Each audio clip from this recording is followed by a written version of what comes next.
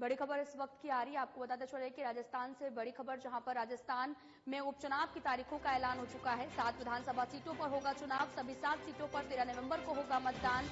सलूबर, चौरासी, दौसा, देवली, उनियारा और झुंझुनू, रामगढ़ और खिवसर सीट पर होगा उपचुनाव। बड़ी खबर इस वक्त की, जहां पर 23 नवंबर को आएगा चुनाव का परिणाम। उपचुनाव के लिए 18 अक्टूबर से भरे जाएंगे नामांकन। 25 अक्टूबर को नामांकन भरने की आखिरी तारीख। बड़ी खबर, राजस्थान में उपचुनाव की तारीखों का अब ऐलान हो चुका है। 7 विधानसभा सीटों पर उपचुनाव होने हैं।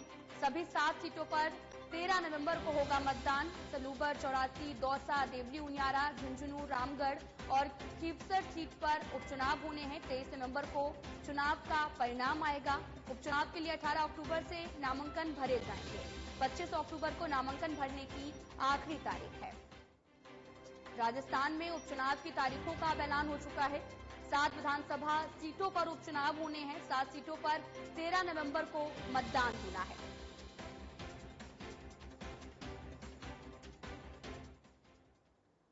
तो रुक करते हैं खबरों की तरफ। राज्यपाल हरिबाऊ बागड़े ने, आपको बताते चले कि मंगलवार को उपराष्ट्रपति जगदीप धनखड़ के जयपुर पहुंचने पर उनकी अगवानी की है। इस दौरान राज्यपाल ने उनको पुष्पगुच्छ भेंट कर एयरपोर्ट पर उनका स्वागत भी किया।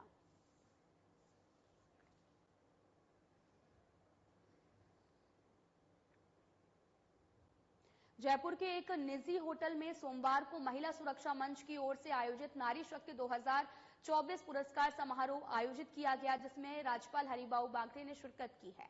इस दौरान राज्यपाल ने संबोधित करते हुए कहा कि वही समाज तेजी से विकास की ओर आगे बढ़ता है जिसमें नारी सशक्तिकरण के लिए कार्य होता है। उन्होंने ये भी कहा कि बच्चों को संस्कार और हिम्मत नारी शक्ति के रूप में मां ही देती है।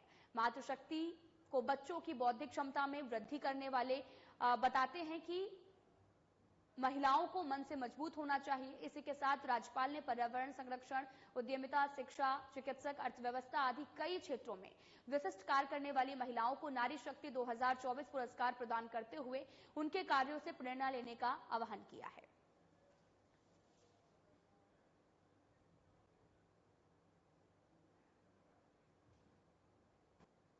Rising Rajasthan global investment summit 2024 के तहत राज्य में निवेश बढ़ाने के लिए यूरोप के निवेशकों और कंपनियों से मुलाकात के लिए मुख्यमंत्री भजनलाल शर्मा के नेतृत्व में राजस्थान सरकार का उच्च स्तरीय प्रतिनिधिमंडल सोमवार से जर्मनी के दौरे पर है। और अपने दौरे की शुरुआत में प्रतिनिधिमंडल ने बावेरिया राज्य चांसलरी के प्रमुख और संघीय मामलों के राज्य मंत्री डॉक्टर फ्लोरियन हरमन के साथ में म्यूनिख में मुलाकात की है। और इस बैठक के दौरान मुख्यमंत्री शर्मा ने जर्मनी को rising Rajasthan global investment summit 2024 का पार्टनर कंट्री बनने के लिए भी आमंत्रित किया है। इसके अलावा मुख्यमंत्री ने नीमराड़ा जापानी निवेश क्षेत्र के तर्ज पर राजस्थान में जर्मन निवेशकों के लिए एक विशेष निवेश क्षेत्र स्थापित करने की भी पेशकश की है।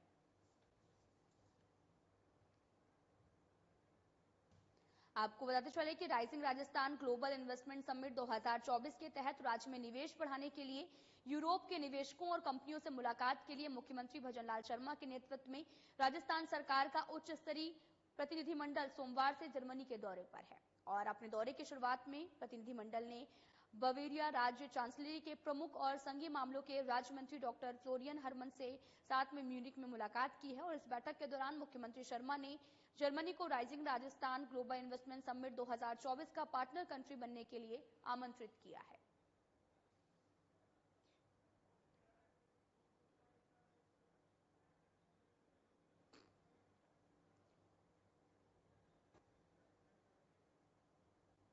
तो वहीं मुख्यमंत्री दिव्यांग स्कूटी योजना के लिए विशेष योग्यजनों से 30 नवंबर तक ऑनलाइन ई मित्र और स्वयं द्वारा एसएसओ पोर्टल का SJMS DSAP के माध्यम से भी आवेदन आमंत्रित किए गए हैं।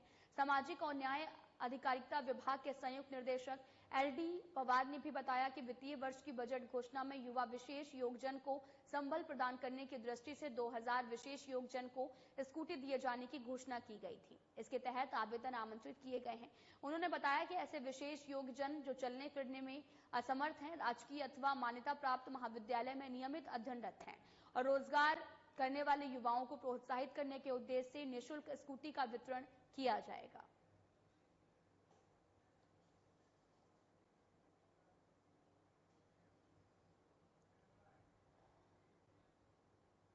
उद्योग एवं वाणिज्य मंत्री कर्नल राज्यवर्धन राठौर के नेतृत्व में राजस्थान सरकार के एक उच्च स्तरीय प्रतिनिधिमंडल के हाल ही में सिंगापुर दौरे से rising Rajasthan global investment summit 2024 के लिए उचित माहौल बनाने में भी काफी मदद मिली है। सिंगापुर के इस दौरे में राज्य सरकार के प्रतिनिधिमंडल ने वहां पर इन्वेस्टर रोड शो में भाग लिया और वैश्विक स्तर पर पहचान रखने वाले सिंगापुर की कई बड़ी कंपनियों से मुलाकात की है। इनमें से कई कंपनियों ने राज्य सरकार के साथ में आपसी सहयोग बढ़ाने, राजस्थान में व्यापार के अवसरों की जानकारी लेने और साथ ही प्रदेश में कारोबार करने के प्रति इच्छा भी जताई है।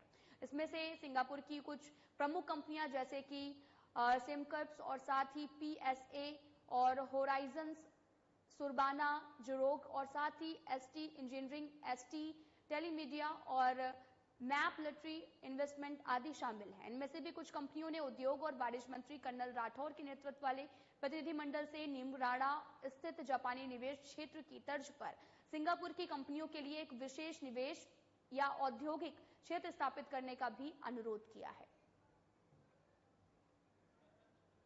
आपको बताते चले कि सिंगापुर की कुछ प्रमुख कंपनियां हैं जैसे कि सिमकर्प्स और साथ ही PSA, होराइजन्स, सुरबाना, जुरोक्स और ST engineering, ST telemedia, Mapletree investment summit आदि भी जो है वो शामिल हैं। इनमें से भी कुछ कंपनियों ने उद्योग और वाणिज्य मंत्री कर्नल राठौर के नेतृत्व वाले प्रतिनिधिमंडल से निमराना स्थित जापानी निवेश क्षेत्र के तर्ज पर सिंगापुर की कंपनियों के लिए एक विशेष निवेश और औद्योगिक क्षेत्र स्थापित करने का भी अनुरोध किया है।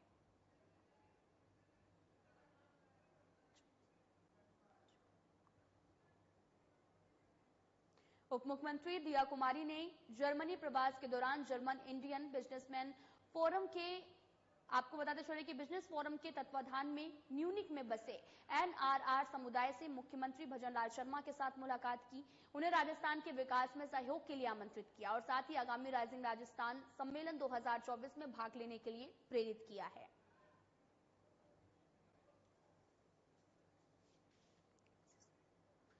उप मुख्यमंत्री दिया कुमारी ने जर्मनी प्रवास के दौरान जर्मन इंडियन बिजनेस फोरम के तत्वाधान में म्यूनिक में बसे NRR समुदाय से CM भजनलाल शर्मा ने मुलाकात की है और साथ ही उन्हें राजस्थान के विकास में सहयोग के लिए आमंत्रित किया गया और साथ ही राइजिंग राजस्थान सम्मेलन 2024 में भाग लेने के लिए प्रेरित भी किया गया है।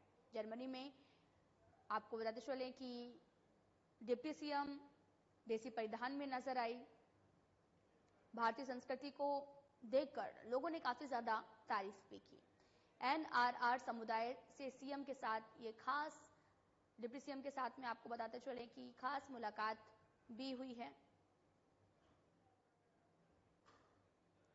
आपको बताते चले कि उप मुख्यमंत्री दिया कुमारी ने जर्मनी प्रवास के दौरान जर्मन इंडियन बिजनेस फोरम के तत्वाधान में म्यूनिक में बसे NRR समुदाय से मुख्यमंत्री भजनलाल शर्मा ने मुलाकात की। बिजनेस वर्ल्ड है, उसमें तो मैं मानती हूँ कि जितने भी बड़े बिजनेस नाम हैं, बड़ी फैमिलीज हैं, वो ज्यादातर राजस्थान से ही निकली हुई और उन्होंने ना पूरे देश में अपना नाम बहुत बड़ा बिजनेस एस्टैब्लिश किया, इंडस्ट्री एस्टैब्लिश की, पूरे विश्व में एस्टैब्लिश की। लेकिन कहीं ना कहीं ऐसा लगता है कि वो फिर से जो अपने बैक टू रूट्स की जब हम बात करते हैं, अपने वापस जड़ों में वापस आना, वापस अपनी धरती पे वापस लौट कर वो चीज अपने घर में वापस से एस्टैब्लिश करना, वो मुझे लगता है कहीं ना कहीं नहीं हुआ है।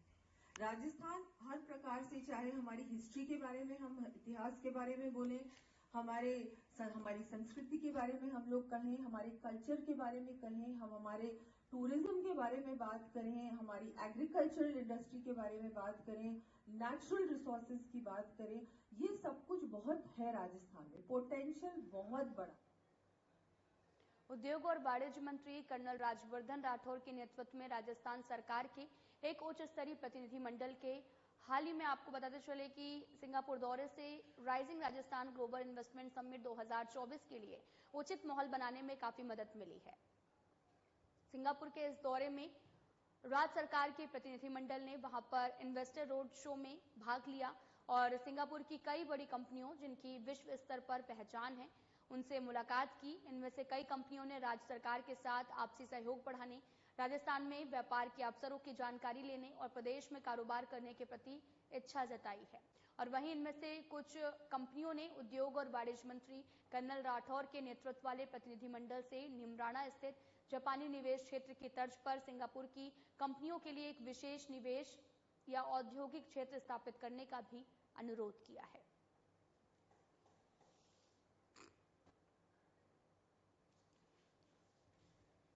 उद्योग और वाणिज्य मंत्री कर्नल राज्यवर्धन राठौर के नेतृत्व में आपको बताते चलें कि यहां पर सिंगापुर में आउटरीचिंग को भी जारी रखते हुए उद्योग और वाणिज्य मंत्री कर्नल राज्यवर्धन राठौर के नेतृत्व में उच्च स्तरीय प्रतिनिधिमंडल ने सिंगापुर सरकार की कुछ एजेंसियों के अधिकारियों के साथ में मुलाकात की है। तस्वीरें भी आपके सामने जो कि जयपुर से हैं, जहां पर आपको बताते चलें कि पब्लिक यूटिलिटीज बोर्ड जो है वहां पर मुलाकात भी की गई है।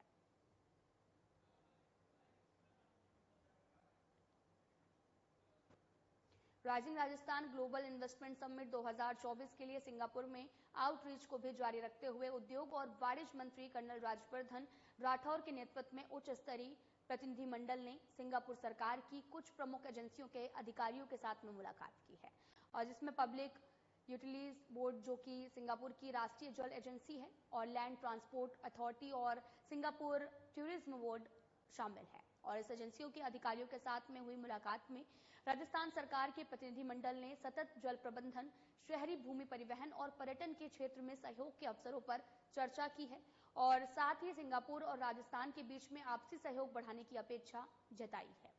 साथ ही सिंगापुर यात्रा के आज तीसरे और आखिरी दिन राजस्थान सरकार के प्रतिनिधिमंडल ने सिंगापुर के राष्ट्रीय जल एजेंसी पब्लिक यूटिलिटीज बोर्ड के परिसर का भी दौरा किया। इस दौरान कार्बन फुटप्रिंट को कम करने और रिसाइकल्ड पानी के उपयोग को भी बढ़ावा देने के लिए पीयूबी द्वारा किए जा रहे प्रयासों की जानकारी प्रतिनिधिमंडल को दी गई है।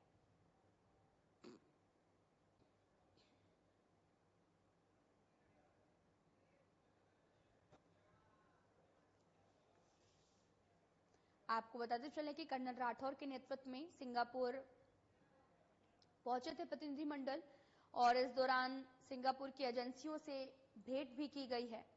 ट्रांसपोर्ट अथॉरिटी के परिसरों का दौरा किया गया है, आपसी सहयोग बढ़ाने की अपेक्षा भी जताई है।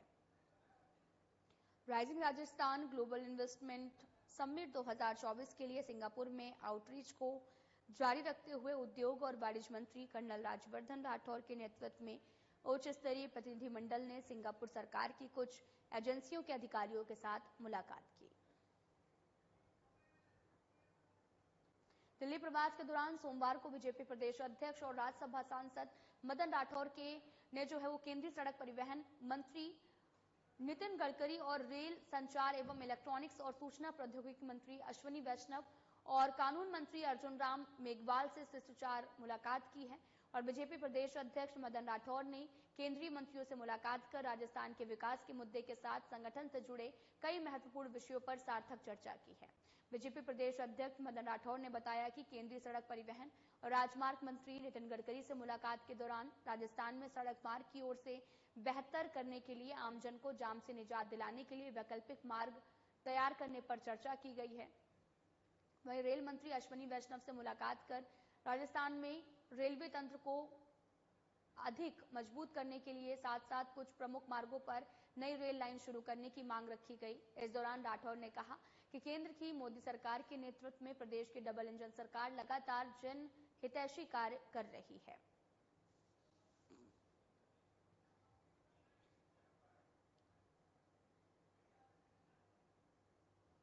प्रदेश में वित्तीय आर्थिक प्रबंधन, बुनियादी ढांचे, कृषि और विकासात्मक आदि क्षेत्रों के विकास के लिए भी मुख्यमंत्री की अध्यक्षता में Rajasthan economic revival task force का गठन किया गया है। और आपको बताते चले कि बजट घोषणा साल 2024-25 की अनुपालना में राज्य सरकार की ओर से इस संबंध में आदेश जारी किया गया है। उप मुख्यमंत्री इस टास्क फोर्स के उपाध्यक्ष होंगे और उप मुख्यमंत्री, उद्योग मंत्री, ऊर्जा मंत्री, कृषि मंत्री और मुख्य सचिव, अतिरिक्त मुख्य सचिव वित्त और अतिरिक्त मुख्य सचिव ऊर्जा, अतिरिक्त मुख्य सचिव जल संसाधन, प्रमुख शासन सचिव उद्योग, प्रमुख शासन सचिव कृषि और उद्यानिक और साथ ही शासन सचिव आयोजना इस टास्क फोर्स के सदस्य होंगे और शासन सचिव वित्त सदस्य सचिव होंगे।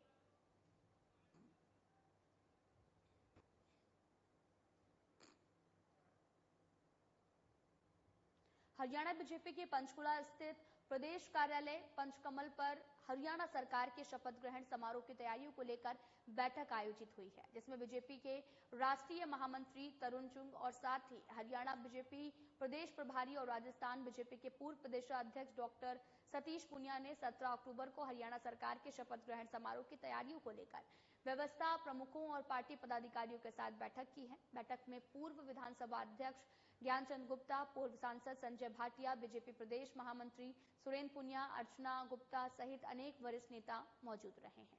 उन्होंने शपथ ग्रहण समारोह की तैयारियों का जायजा लिया। इस दौरान बताया गया कि हरियाणा सरकार के शपथ ग्रहण समारोह में प्रधानमंत्री नरेंद्र मोदी, गृह मंत्री अमित शाह, रक्षा मंत्री राजनाथ सिंह सहित केंद्रीय मंत्री, कई राज्यों के मुख्यमंत्री, हरियाणा के विधायकगण और बीजेपी केंद्रीय नेतृत्व और हरियाणा प्रदेश के पदाधिकारी, कार्यकर्ता और आमजन उपस्थित रहेंगे। अतिरिक्त संभागीय आयुक्त जसवंत सिंह ने मंगलवार को कई विभागों की योजनाओं, बजट घोषणाओं सहित अन्य कार्यों की प्रगति की समीक्षा की है। जसवंत सिंह ने सार्वजनिक निर्माण विभाग को दीपावली से पूर्व जिले की समस्त क्षतिग्रस्त सड़कों के पेचवर्क और साथ ही आपको बताते चलें कि मरम्मत का काम गुणवत्ता के साथ पूर्ण करवाने के निर्देश दिए हैं। उन्होंने कहा कि शहर में नगर विकास न्यास, नगर निगम और साथ ही पीडब्ल्यूडी अपने अपने क्षेत्रों में क्षतिग्रस्त सड़कों को ठीक करवा कर दे। उन्होंने बजट घोषणाओं के क्रियान्वयन और प्रगति की समीक्षा करते हुए बकाया कार्य और भूमि का आवंटन स्थिति की जानकारी ली है।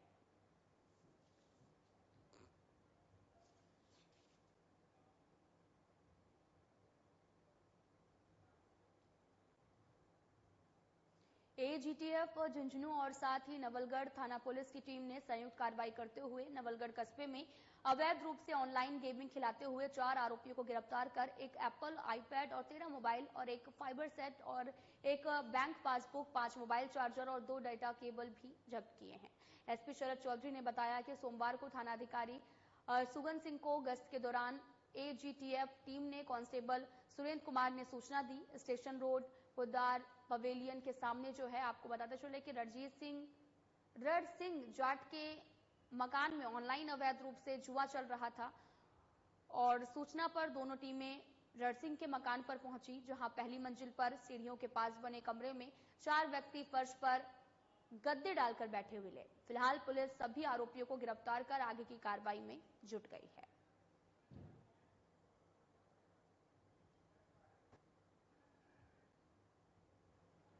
तो वहीं वन विभाग अतिरिक्त मुख्य सचिव अर्पणा अरोड़ा ने बताया कि वन भूमि के सीमांकन के लिए राजस्व विभाग की तर्ज पर वन विभाग ने भी हाई पावर कमेटी बनाई जाएगी, ताकि वन्य भूमि पर होने वाले अतिक्रमण को रोका जा सके, वन भूमि का स्पष्ट सीमांकन किया जा सके। उन्होंने ये भी बताया कि प्रदेश में वन भूमि का संरक्षण किया जाए। इसके लिए उन्होंने अधिकारियों को वन भूमि पर होने वाले अतिक्रमण को रोकने के निर्देश देते हुए कहा कि वन भूमि का स्पष्ट सीमांकन करते हुए रिकॉर्ड का डिजिटलाइजेशन किया जाए। अरोड़ा ने यह भी बताया कि विभाग के वन्य जीव सफारी उद्यान और राष्ट्रीय पार्क इत्यादि के वीडियो, शॉर्ट मूवीज और फोटोग्राफ सोशल मीडिया की मदद से प्रचार प्रसार करने के लिए कहा है, ताकि देशी और विदेशी पर्यटक आकर्षित हो सके। और उन्होंने ये भी बताया कि सोशल मीडिया पर विभाग की गतिविधियों का अधिक से अधिक प्रचार प्रसार करने से आमजन तक जानकारी पहुंच सके।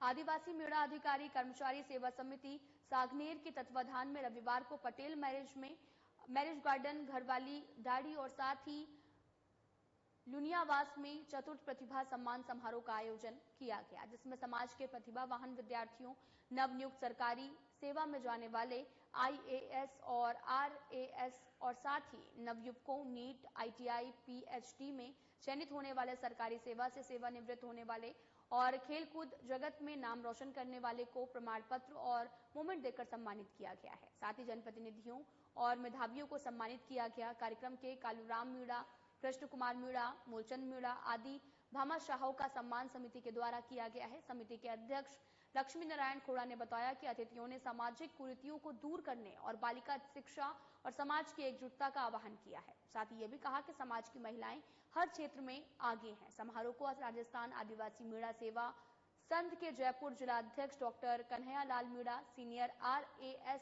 जय नारायण करोल सहित अन्य अतिथियों ने भी संबोधित किया है। चाकसू क्षेत्र में समाज सेवा के लिए BR चौधरी की ओर से पहल की गई है, जिसमें 3 दिवसीय सतत पुनर्वास शिक्षा कार्यक्रम का आयोजन ओम शिक्षण और प्रशिक्षण संस्था परिसर में किया गया है। इस दौरान BR चौधरी और खेतू चौधरी ने बताया कि समावेशी शिक्षा का प्रशिक्षण प्राप्त किया जाता है, जिससे विशेष आवश्यकता वाले बच्चों को मुख्यधारा से जोड़ा जा सके, उनको भी सामान्य बच्चों के समान शिक्षा प्रदान की जा सके। कार्यक्रम की पहल करते हुए कार्यक्रम में विशेष शिक्षा जगत के कई विशेषज्ञों ने संबोधित किया है। इस कार्यक्रम में डॉक्टर सत्यनारायण चौधरी, शालिनी सहित विशेषज्ञों ने समावेशी शिक्षा के बारे में विशेष रूप से चर्चा की है और शिक्षा के प्रति जागरूक किया है।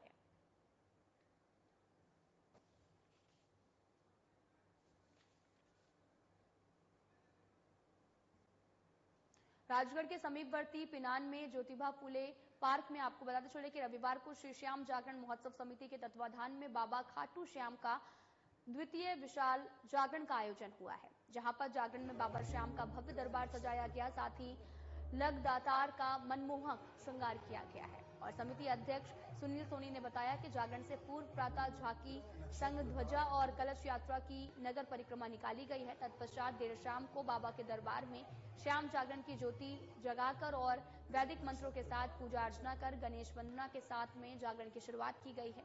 समिति सदस्यों ने बताया कि द्वितीय श्याम वार्षिक महोत्सव के तहत कई राज्यों के गायक कलाकारों ने बाबा श्याम के भजनों की जोरदार प्रस्तुति भी दी और पंडाल में उपस्थित श्रद्धालुओं को थिरकने पर मजबूर कर दिया है।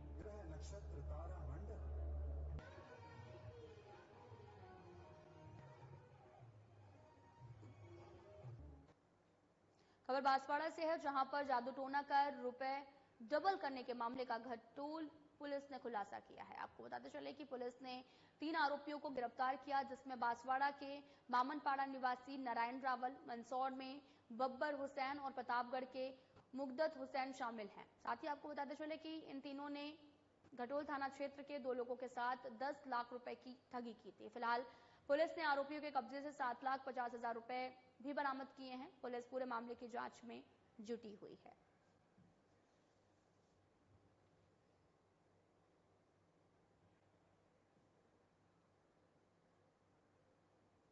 खबर जयपुर से है, जहां पर जिला कलेक्ट्रेट सभागार में आपको बताते चले कि जिला बाल संरक्षण इकाई की बैठक आयोजित की गई है, जिसमें अध्यक्षता करते हुए जिला कलेक्टर डॉक्टर जितेंद्र कुमार सोनी ने कहा कि बाल श्रम की रोकथाम के लिए पुलिस, जिला प्रशासन, बाल संरक्षण इकाई और बाल श्रम से जुड़ी स्वयंसेवी संस्थाएं मिलकर प्रभावी कार्रवाई करें।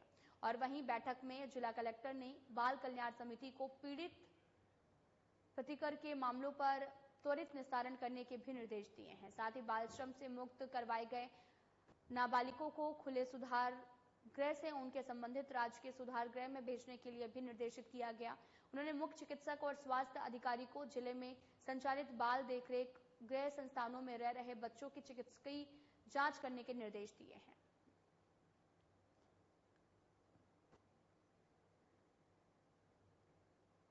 शुद्ध आहार मिलावट पर बार अभियान के तहत फूड इंस्पेक्टर सत्यनारायण गुर्जर के नेतृत्व में खाद्य सुरक्षा विभाग की टीम ने निवई उपखंड क्षेत्र में खाद्य पदार्थों के कई सैंपल लिए, जिसके साथ साथ टीम ने इलाके के सिंगल ट्रेडिंग कंपनी में अवधि पार तेल के करीब 144 लीटर तेल को नष्ट भी करवाया। सिंगल ट्रेडिंग कंपनी के खिलाफ विभागीय कार्रवाई भी प्रस्तावित की गई। टीम ने दर्जनों दुकानों से घी, तेल, बेसन आदि सहित कई खाद्य पदार्थों के सैंपल लिए हैं। श्रीमान जिला कलेक्टर महोदय के निर्देशन में उपखंड निवाई में हमने कार्रवाई की है, जिसमें हमने विभिन्न प्रतिष्ठानों का निरीक्षण करके वहां से अलग अलग नमूने उठाए, जिसमें घी है, तेल है। राबुड़े में इतना ही। नमस्कार।